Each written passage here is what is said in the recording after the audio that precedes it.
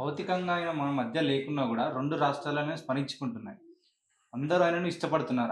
ఆయన గురించి మాకు జనాలకు తెలియని చీకటి కోణం ఏమన్నా ఉంటే చెప్పగలుగుతారా సార్ మీరు? నేనెప్పుడు రాజశేఖర రెడ్డి గారి దగ్గర తెలంగాణ, ఆంధ్ర అనేటువంటి సందర్భం ఎప్పుడు కూడా రాలేదు మాట్లాడేటువంటి సందర్భం. ఇంటర్వ్యూల్లో కూడా నేను చాలా ప్రశ్నలు ఆయన మైసూరారెడ్డి గారి గురించి, మైసూరారెడ్డి గారు ఆయన గురించి ఈ చాలా చాలా చాలా అనుభవాలున్నాయి.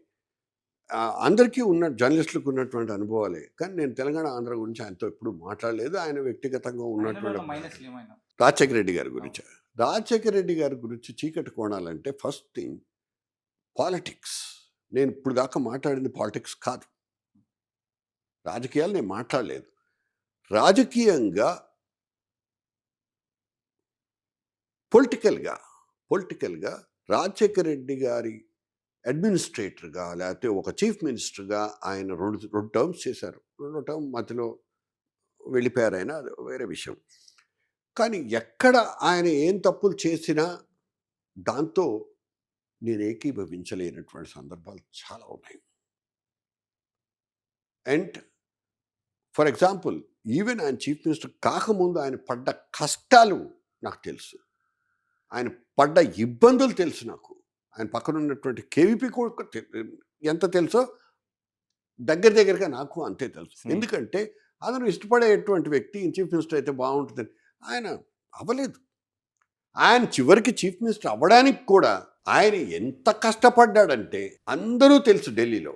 కానీ ఆయనకి ఎవ్వరూ కూడా అక్కడ ఉన్నటువంటి వాళ్ళు ఆత్మీయులు కాదు. ఆ విషయం ఆయనకి తెలుసు. చివరికి ఆయన తన మహాపాదయాత్ర, నేను అదొక్కటినే ఆ ఒక్కదాన్నే నేను మహాపాదయాత్ర అని నేను చెప్తాను. పాదయాత్రలు చాలామంది చేశారు, కానీ అదొక మహాపాదయాత్ర. చాలా అద్భుతంగా చేశాడు ఆయన.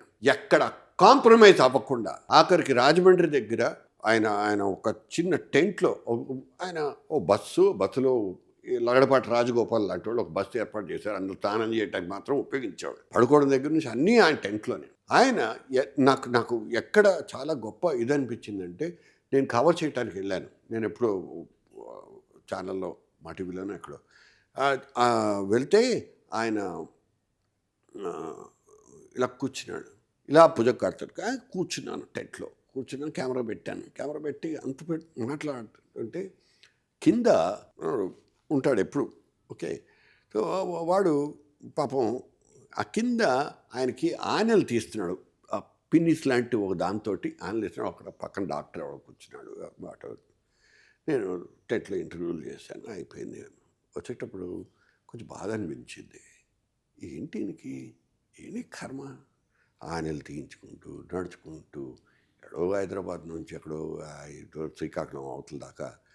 ఏంటి ఆ పవర్, ఆ డిసిప్లిన్, క్రమశిక్షణతో పాటు ఆయనకున్నటువంటి పట్టుదల, అది చాలా గొప్ప విషయం. ఇప్పుడు మొత్తం లోపలంతా రాజకీయం పెట్టేసేసుకుని చేసినటువంటి వ్యవహారం కాదు అది. ఒక పట్టుదల. ప్రజల్ని నేను కలిశాను, ఇక్కడి నుంచి అక్కడ దాకా వెళ్ళి ప్రజల్ని కలిశాను. చేశారు, నేను కాదనన్ను. ఇప్పుడు చంద్రబాబు నాయుడు గారు చేశారు, ఇంతకంటే గొప్పగా మన లోకేష్ చేశాడు. వీళ్ళిద్దరికంటే బాగా జగన్ కూడా చేశాడు. జగన్ చాలా సక్సెస్ఫుల్ అయ్యాడు.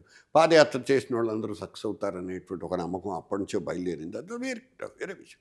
కానీ రాజశేఖర రెడ్డి గారు పాదయాత్ర దేనికి చేశారంటే, నేను కాంగ్రెస్లో ఒక శక్తిని, నాకు ప్రజల నమ్మకం ఉంది, ప్రజలందరూ నాతో పాటు ఉన్నారు, ప్రజలతో నేను మమేకమై ఉన్నాను అనేటువంటి ఒక భావన, ఒక పట్టుదలతోటి ఆయన చేసినటువంటి పాదయాత్రది.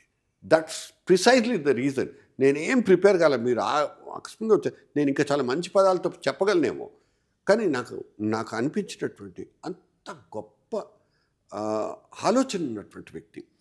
సరిగ్గా మీరు చూడండి, మీరు అబ్జర్వ్ చేయండి. తెలుగు వర్తమాన రాజకీయాల గురించి మనం మాట్లాడితే ఫస్ట్ థింగ్ ఆ పాదయాత్ర తర్వాతే, ఆ పాదయాత్ర జరిగిన తర్వాత, ఆయన పాదయాత్ర పూర్తి చేసిన తర్వాతే కాంగ్రెస్లో సోనియా గాంధీతో సహా అందరి మైండ్ సెట్లో as he should be the chief minister అనేటువంటి అభిప్రాయం వచ్చింది. అంతవరకు రాజశేఖర రెడ్డి గారికి ఢిల్లీలో ఉన్నంత మంది శత్రువులు ఇంకెవరు లేరు.